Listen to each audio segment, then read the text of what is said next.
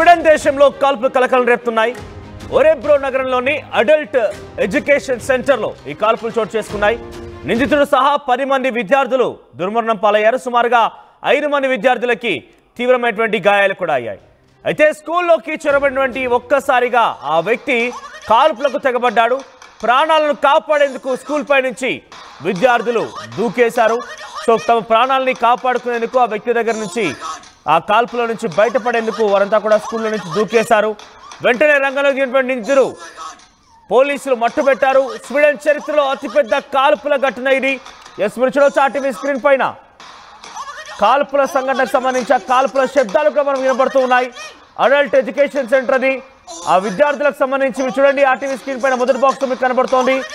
ఆ కాల్పులకు పాల్పడిన వ్యక్తి ఆ నిందితుడు ఆ దృశ్యాల్లో మీరు చూడొచ్చు.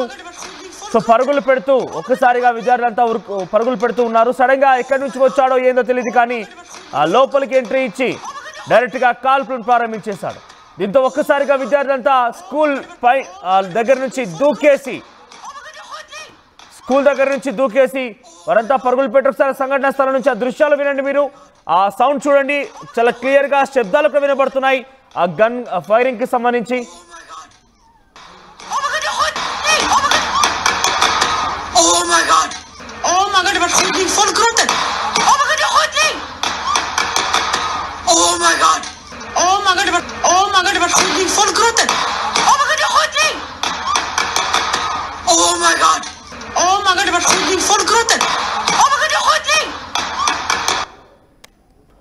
అయితే యూరోప్ స్వీడన్ లో కాల్పులు కలకలం రేపుతున్నాయి. ఇప్పటికే 10 మంది మరణించినట్టు తెలుస్తోంది. నిందితుడితో సహా ఎవరైతే వ్యక్తి అక్కడికి చేరుకొని వారిపైన కాల్పులు జరిపాడో ఆ నిందితుడితో సహా 10 మంది చనిపోయినట్టు తెలుస్తోంది. పలువురికి చాలా తీవ్రంగా గాయాలయ్యాయి. ఇక ఈ కాల్పుల ఘటనతో ఒక్కసారిగా ఆ ప్రాంతం అంతా ఉలిక్కి పడింది. వెంటనే భారీ పెద్ద ఎత్తున భద్రతా బలగాలు అక్కడికి చేరుకొని అనుమానితుడిని అరెస్ట్ చేశారు. అంబులెన్స్లు అత్యవసర వాహనాలు మోహరించి ఉన్నాయి. నష్టం భారీగా ఎత్తున ఉండవచ్చని వీడియోలు పెద్ద ఎత్తున వైరల్గా మారాయి. కేసు ఇక్కడ కనబడుతున్న నిందితుడు ఆయన కూడా పోలీసులు అక్కడికి చేరుకొని షూట్ చేసి పడేశారు. సో బహుశా ఇటువంటి కాల్పుల్లో ఆయనకు ఏదైనా ఒక మోటో ఉండాలి. బహుశా ఆయన ఒక సైకో కిల్లరా, లేదంటే అక్కడ ఉన్నటువంటి చదువుకునే పిల్లల పైన దాడి చేయడానికి పక్కాగా వచ్చిన నేపథ్యంలో ఎవరైనా ఆయనకు సంబంధించిన వారు ఉన్నారా, లేదంటే టార్గెటెడ్ గానే వచ్చి కొంతమంది టార్గెట్ చేసి వెళ్ళిపోయాడా, ఇలా అనేక అనుమానాలు తావిస్తున్న మొత్తం మీద నిందితుడు పోలీస్ ఎన్కౌంటర్లో మరణించాడు. రాజధాని స్టాక్హోమ్కు 200 కిలోమీటర్ల దూరంలో ఉన్నటువంటి ఒరెబ్రోల్లో ఈ కాల్పులు జరిగాయి. ఈ ఘటనకు కారణమైనటువంటి నిందితుడు గతంలో కూడా నేరస్తుడిగా ఉండవచ్చని పోలీసులు అనుమానిస్తున్నారు. ఈ కాల్పుల ఘటనకు సంబంధించి ఒక్కడే పాల్పడినట్టుగా పోలీసులు నిర్ధారించారు. కాల్పులు జరిపిన అనంతరం దుండగుడు తనను తాను కాల్చుకున్నట్టుగా స్థానిక మీడియా వర్గాలు తెలుపుతున్నాయి. రిస్క్బెర్గ్ స్కూల్ క్యాంపస్లో 20 ఏళ్ల పైబడినటువంటి విద్యార్థులు ఇక్కడ చదువుకుంటున్నారు. అయితే ప్రాథమిక అప్పర్ ప్రైమరీ వలసదారులకు మానసిక దివ్యాంగులు ఇక్కడ పాఠాలు బోధిస్తారు. అయితే ఈ ఉగ్రదాడి కాకపోవచ్చని, ఇది పక్కగా ఉగ్రదాడి కాకపోవచ్చని పోలీసులు తెలిపారు. ఈ ఘటన సమయంలో క్యాంపస్లో చాలా తక్కువ సంఖ్యలో విద్యార్థులు ఉన్నారు. అందుకే కొంత ఉపాధ్యాయురాలు కూడా ఒకరున్నారు తెలుస్తోంది.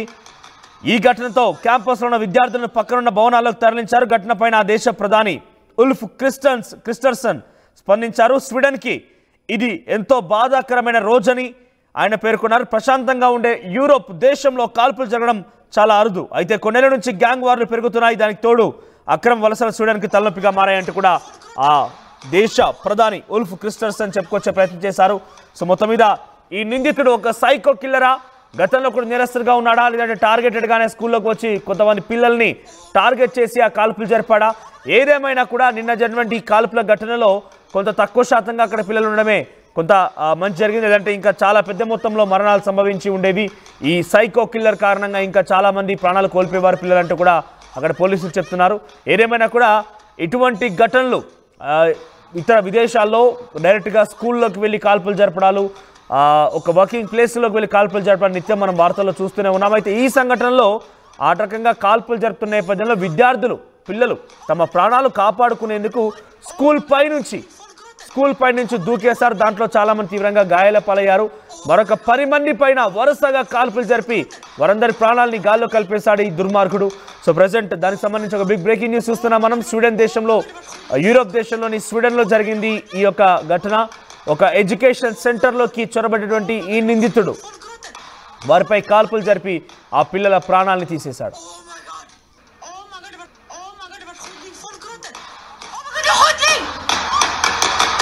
Oh my god, det var skjutning, folk gråter.